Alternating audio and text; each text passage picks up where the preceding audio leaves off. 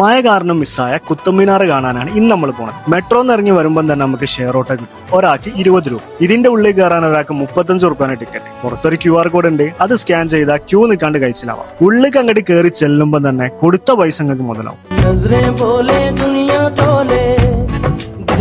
ലോകത്തിലെ തന്നെ ഏറ്റവും ഉയരം കൂടിയ ഇഷ്ടിക മിനാരം 73 മീറ്റർ അഥവാ 240 അടിയാണ് ഇതിന്റെ ഉയരം. 1192 അന്നത്തെ ഡൽഹി സുൽത്താനായിരുന്ന കുത്തുബുദ്ദീൻ ഐബക്കാണ് ഇതിന്റെ നിർമ്മാണം ആരംഭിച്ചത്. പിന്നീട് 1993 യുനെസ്കോ ഇതിനെ വേൾഡ് ഹെറിറ്റേജ് സൈറ്റായി പ്രഖ്യാപിച്ചത്.